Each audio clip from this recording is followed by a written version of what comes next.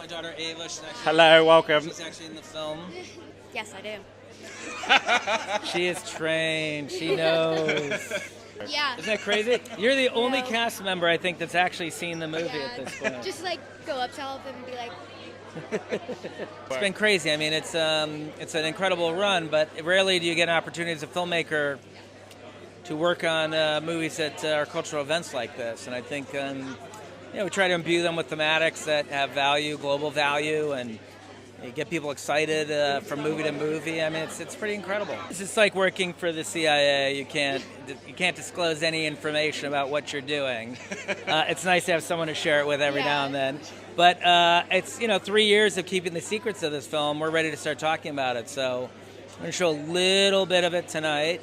And then April 22nd in LA, we're going to screen it for the first time ever. Yeah, 100%. I mean, at the end of the day, our job is to preserve the integrity of the viewing experience for people who don't want it spoiled. And this is a culture that wants everything yesterday.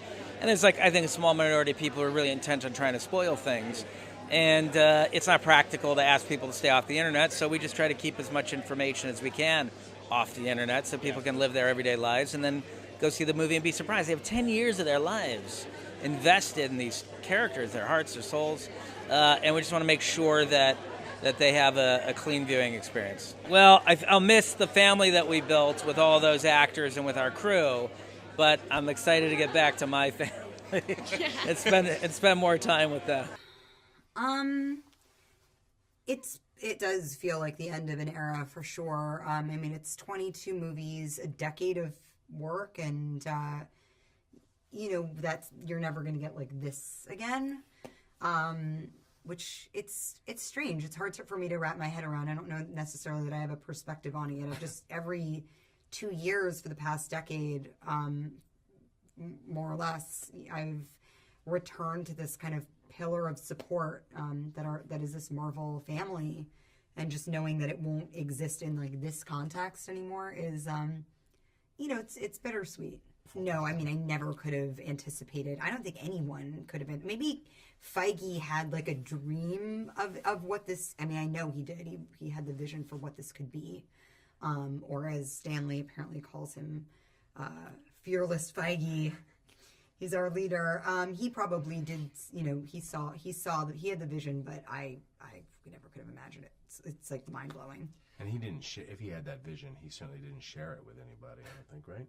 Or did he, or maybe you knew. You had an idea. Yeah, I've had conversations with Feige in the past when we were doing, when we had our downtime or whatever, where it was clear that he had this vision for like an expanse. But he's a pretty awesome guy. Yeah. I think Joe Russo called me. Either it was Joe Russo or Kevin Feige, or the combination of the two, called me to talk to me about the snap. And I was like, that is so brave. It just seemed insane. I was like, how are you going to get out of that? They were like, we'll figure it out. I had no idea. I knew about it early on because when we were writing Ant-Man, I had to know about these things. I had to know about some stuff in the future that because we were going to have to address it in some way. So I remember hearing about it and thinking, oh, wow. That's going to be major. And then, years later, lo and behold. Have you told them? Behold. Lo and behold. Have you told? No, there wasn't. What? I think the premiere will have a nice big wrap party, right? Or after party.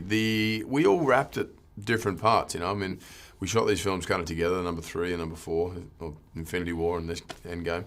And people all doing their individual sort of stories and wrapping at different times. There wasn't like a sort of, finale. And then as soon as we finished our bit, we'd all run off either to another film or back to our various, countries that we were living in. And sure. For me, I went straight back to Australia, so there wasn't a wrap party. Yeah, it's interesting. The first 3-4 films, I felt like I completely gave myself over to sort of whatever their vision was. Mm-hmm. And that had, some hugely positive things come from that, But also I think, looking back, I wish I'd spoken up at different times and then by the third Thor, that was the first time I'd really kind of had a bigger voice and a bit of confidence in sort of what my creative sort of spin on it would be. And luckily it was in the same lane as what Taika wanted to do with that movie, and also the producers were ready for something new, and so it was great, and that gave me a greater sense of confidence coming into Infinity War and this. And if only I came into those films and I was very protective of what the new Thor was, and I said, I don't want to go back to the old Thor, and I want to keep doing this and so on. And then they said, well, we've got something different for you again. And at first I sort of hesitated and thought, oh no, I'm going to lose control of it.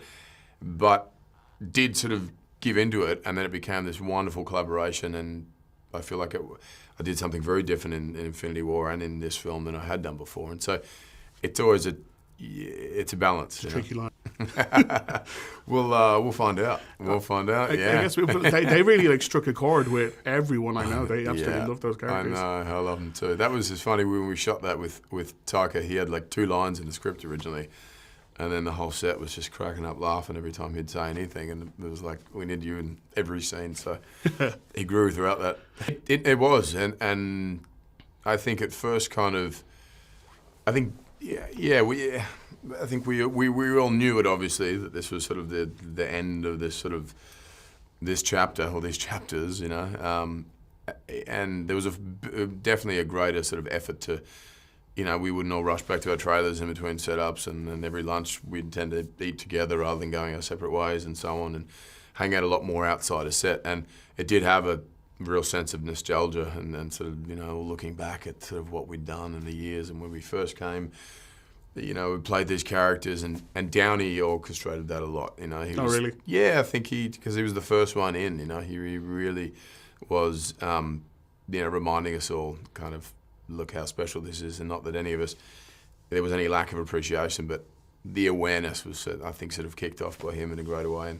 And then even on this press tour, it's been that way, and all through LA, we were just in LA, and it was quite strange, kind of talking about it all, and like felt like the end of school. I'm gonna make this joke again. It's okay, I love it. I'll act like I never heard it. Go. What's the story? Playing Hulk is like my generation's Hamlet. We're all gonna get a chance to do it.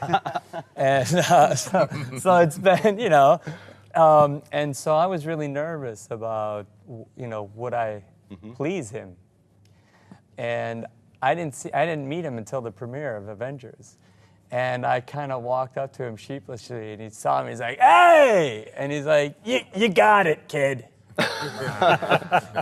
And I'm like, "Oh, that's amazing! Thank you, Mr. Lee." You know, but I was so nervous about, for other than Downey and Kevin, like, I was so nervous that he would be happy with what I'd done. You know. How about you, Robert, on the first Iron Man? Is that when you met him for the first time? Yeah, my mind goes to in Civil War. Rhodey and Tony are having a moment at the end, and he's like a UPS guy or a FedEx guy, and so he was outside the glass, and it was just this thing of like, you know, it's like all of us. He's a really big deal, but he's just another schmuck who we have to get his coverage in the can, too. I'm like, and roll sound. He's like, I have a delivery for Tony Stank. And they're like, great. And then, like, it went completely downhill after that. And I was like, not only is that my memory through the glass, but also I am exactly like him. It all goes downhill after take one. You got to capture it before I tire. Please. You're right. Actually, take two is my strong take. But we should stop after one. How about you, Scarlett? And he guided it back to himself. Nothing's changed. I also had a similar moment to Mark when I saw him. I think it was after the Iron Man 2 premiere, and I didn't know how the audience or anybody would react to this beloved character and my interpretation of her, and especially because I wasn't originally cast, and so I also had like a lot of feelings about that. But yeah, I had a lot of feelings about it, and I saw him also in the theater, and he was very excited, and I, of course, was like, I had a big sigh of relief after that. You know, just he was so happy with that. You know, that he got to see that character on screen, and it was pretty cool. You must have a lot of memories of him, Kevin. Well, You spent a lot of yes, time with him. lots and lots. And the amazing thing is, just as you've all said, he said the right thing to the right person at all times. Yeah. Every interaction was what one's dream interaction with Stan Lee would be. He made that come true every single time. I've talked before about, he left me a voicemail once in like 2004 or something. I never got a voicemail from Stan Lee, and I kept it for years until I think the phone disintegrated. But it was "Fearless Feige, Stan Lee here." I listened to it over and over and over, and that's sort of what he was always like, and always supportive. We've put a video together that I think, I'm not sure when we're going to put it out, in the home video window probably. But it is a we'd never done this before, a behind the scenes of every cameo. Stan did, all the B-roll that was shot, and his stand-ups there. And, you know, his passing was very emotional for all of us, but it suddenly all came back to me just last week when I watched it. It's tremendous, and it's, you know, he outside Disney Hall, that first time, and the Tony Stank FedEx, and the deleted cameo, the first cameo he did on Avengers, when you two were in the cafe outside. See, I was going back footage. to Fantastic Four. I have the first time I met him was in 2004 when I was doing Johnny Storm, and the day that he was on set, we actually happened to have a B-roll crew on set that day for whatever reason, and one of my first interactions with him, it's all caught on B-roll, and I've found the footage, and it's just you know, at the time he was, you know, I was very early in my career. It was the biggest role I'd ever done. To me, someone like him was so overwhelming for me, and he was so, you know, true Stan Lee format, you know, just so full of life and just so kind and gregarious, and just made me feel right at home. And yeah, we have the entire exchange on film somewhere, and it just I tell the story, and the story actually is from Fantastic Four 1 in Toronto, when he came to do his cameo, and suddenly you couldn't find the crew. Like, Stan was getting ready in the trailer, and you look around, and we're in the middle of the city, and half the crew is gone. And I went, what? And the AD said they all ran to the comic shop on Queens, whatever, to buy comics to have him sign. And sure enough, he came in, he shot, and then he signed every single one. And that was sort of the beginning of what I call the national holiday every time he came. Every time he came to set. Did he ever talk about how, like, that was his like ultimate vision to have this stuff all up there on screen, or like? He was always so, despite how gregarious and taking credit and I should have more role, he was so humble. And he always just talked about how overwhelming it was that this had all gotten this big.